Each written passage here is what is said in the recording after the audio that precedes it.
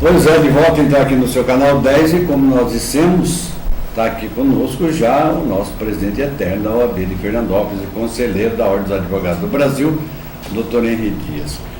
Qual é o tema hoje, doutor, que nós vamos abordar? Um abraço, boa tarde. Boa tarde, Ivone, boa tarde, internautas, telespectadores do canal 10. Hoje vamos falar o que o consumidor, o que o cidadão comum deve fazer, Ivone, se o seu nome for negativado indevidamente nas famigeradas listas do SPC e da Serasa. Bom, então vamos lá. O cara foi negativado. O que ele tem que fazer? Olha, Ivone, na verdade... pagar, né? Primeiro, obviamente que seria pagar para que não corra esse risco. Mas muitas vezes acontece de indevidamente o cidadão, o consumidor, ter o seu nome negativado indevidamente. Na verdade, a inadimplência, mano, é um problema bastante comum nas relações entre o consumidor e o lojista, mas o consumidor inadimplente tem alguns direitos e ele deve saber que é garantido a ele por lei não ser exposto principalmente ao ridículo e que ele não sofra nenhum tipo de constrangimento em razão dessa dívida quando ela é devida. Bom, é bom que se diga também que não temos nenhum, nem dois, nem 1 milhão. Tem mais de gente, mas que às vezes vai lá para o Serasa porque realmente ele tem um problema de saúde na família dele, está desempregado. Então, como o senhor colocou, é usual esse tipo de coisa acontecer. Agora, quando é que o cidadão é colocado indevidamente lá no Serasa, doutor? Olha, Ivone, existem muitos casos em que a pessoa é negativada indevidamente, às vezes por casos de homônimos, são pessoas que têm os nomes parecidos, os nomes iguais, às vezes nomes muito comuns, não é?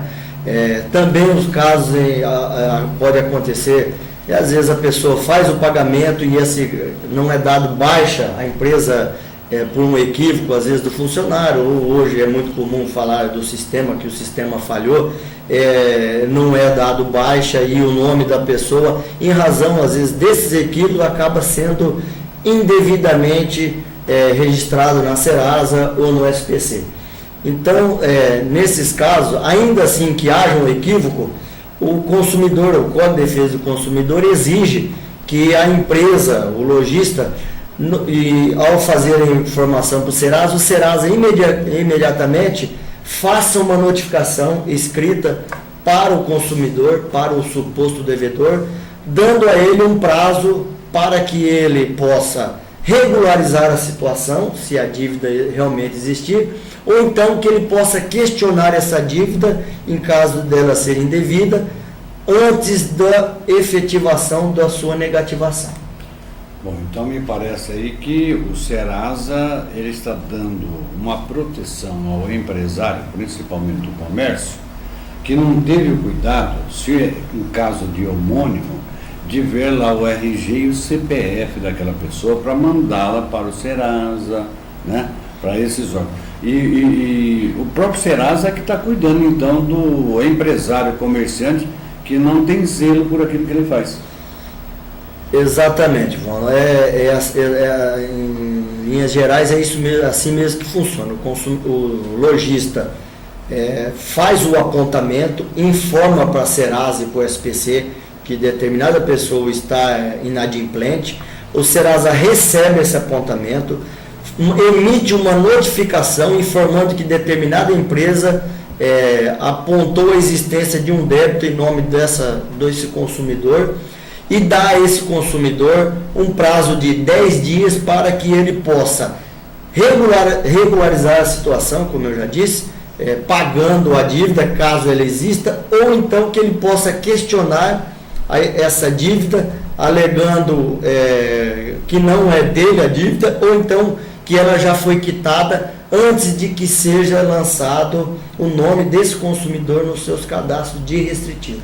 Não quero procurar pelo em ovo, mas me ocorre aqui agora um pensamento. A partir do momento em que o comerciante manda para o Serasa o nome da pessoa, ele já está explicitando a sua vontade, né? não caberia, em tese, já uma ação pelo recebimento do comunicado do Serasa? Não caberia já uma ação, em tese, da pessoa que não deve contra aquele comerciante? Não, Vô, não há nesse primeiro momento não, até porque a legislação já quando criou o Código de Defesa do Consumidor, já prevendo esses casos, essas possibilidades, esse tipo de situação, deu ao consumidor essa possibilidade de fazer a sua defesa preliminar e, se mantida esse apontamento e essa negativação, aí sim o consumidor teria o direito de ajuizar a ação para reparar não só para fazer a baixa do restritivo, mas também reparar esse mal que supostamente o lojista, o empresário possa ter provocado no consumidor. Então, ele tem esse prazo para poder se manifestar. Se o consumidor, o cliente, não se manifestar, ele pode imediatamente entrar com ação após a efetivação, porque nesse período, nesses 10 dias entre o apontamento e a notificação do cliente, o nome dele não estará negativado. Fica sujeito a que esse prazo se exaura, né, se extinga, para que ele possa, a partir daí sim, com a negativação, fazer o ajuizamento da ação de indenização por dano moral e dano material. Então, para você que está vendo o Canal 10, aí na TV e na internet também, vou fazer mais uma pergunta simplesinha, mas que eu acho que é de importância para você. Nesse período, nesse interregno, como se diz no linguajar da justiça dos advogados, a pessoa vai a uma loja comprar e quer comprar em prestações. Não vai aparecer o nome dele lá de forma nenhuma, né? Nesse período não, nesse período entre o apontamento e a comunicação ao consumidor, não existe nada que impeça ou que comprove essa negativação. Essa negativação só ocorre passado esse prazo de 10 dias, sem a manifestação do cliente, sem a manifestação do consumidor. O que o senhor gostaria de detalhar mais a respeito disso? Porque o senhor, que é um profissional respeitado e conhece a fundo, de repente a gente esquece de perguntar alguma coisa, mas tem algo interessante para o senhor falar também. É que o consumidor fique bem atento nesses casos. Então, dos direitos e das obrigações. Ele tem a obrigação, óbvio, de fazer o pagamento das suas contas em dias, mas quando ainda assim há um equívoco, um engano do lojista, do empresário, ele deve obrigatoriamente, antes de ter o seu nome negativado, ser comunicado com antecedência pela Serasa e pelo SPC, para que ele possa se manifestar. Encerrado esse prazo sem a manifestação, ou com a manifestação ainda assim havendo a negativação, ele deve imediatamente buscar os seus direitos, buscar na justiça a limpeza do seu nome, que seria como a forma mais comum que o consumidor trata, né, de retirar o seu nome dos restritivos, e buscar, além dessa baixa do restritivo, também uma forma de reparação pelo dano moral ou pelo dano material que ele possa ter sofrido. Para isso, é necessário, para que ele possa ajuizar, ingressar com ação, é necessário que fique comprovado não só que ele foi negativado indevidamente, mas que também isso lhe trouxe prejuízo. Não só o dissabor, de ter o seu nome negativado, mas também de que efetivamente ele tenha sido prejudicado. Como isso pode ser comprovado? Ele vai lá, passou esse prazo, mesmo que ele tenha se manifestado ainda assim, o seu nome é negativado, ele nesse período foi fazer uma tentativa de compra, a prazo, a prestação, como você disse, ou então algum tipo de procura de crédito, e que em razão disso, em razão dessa negativação indevida, ele não teve acesso ao crédito, ele também imediatamente deve buscar maneiras de fazer essa comprovação, para que ele possa mostrar na justiça que ele foi prejudicado também moralmente, não só moralmente, mas também materialmente. que deixou de ter acesso ao crédito e, em razão disso, ele teve algum prejuízo na realização de algum negócio ou não pôde concretizar esse negócio em razão dessa negativação indevida. Doutor, o senhor vem aqui uma vez por semana e a gente gostaria que o senhor viesse mais, porque lá vai perguntas que eu sei que o internauta e o telespectador gostaria de fazer. Então nós temos que procurar tirar do senhor tudo que pode. E a gente só tira de quem tem, né? De quem não tem, você não consegue tirar coisa nenhuma. Por exemplo, cidadã fez uma compra através da internet. Ele comprou. A mercadoria chegou e não era aquilo que realmente foi prometido. Ele já vai ter dificuldade para poder fazer essa devolução. Ele vai ter a dificuldade para fazer a devolução. Se o pagamento não entrar,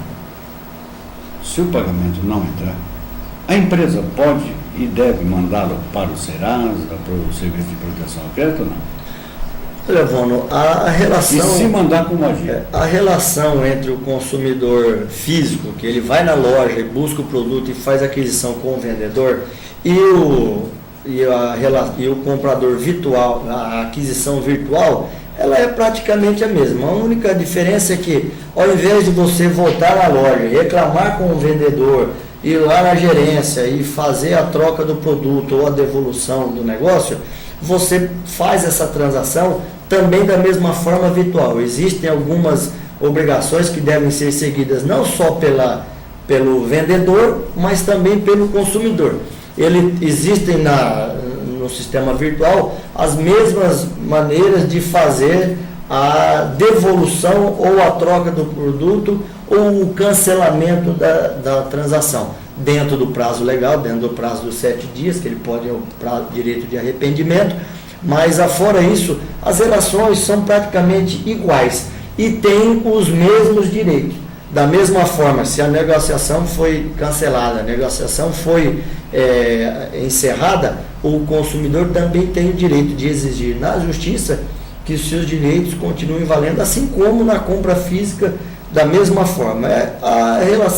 A diferença básica é que, ao invés de reclamar diretamente com o vendedor ou com o gerente da loja, a reclamação é feita na internet, diretamente no site, na loja virtual, e os direitos são praticamente os mesmos.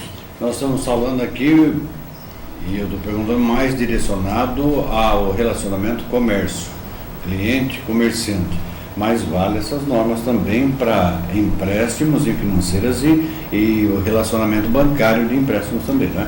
Também, é o que nós dizemos. Sempre, o primeiro momento é o contato direto com a loja.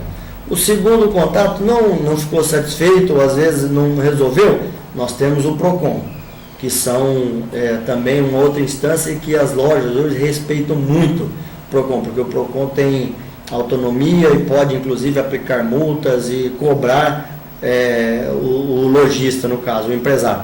E, em último caso, procurar sempre um advogado e buscar na justiça a reparação do seu, ou para fazer valer a devolução, ou para fazer valer o cancelamento do negócio, ou fazer valer a troca e, em último caso, nesses que nós estamos falando, a reparação do seu dano moral e material através de uma ação de indenização, uma ação ou de cancelamento, ou uma ação de anulação daquele negócio, e a indenização buscando, ao final, a reparação do dano moral e o dano material em razão daquela ação indevida do lojista, do empresário. Mais algum detalhe ainda, doutor, para falar a respeito desse tema, não?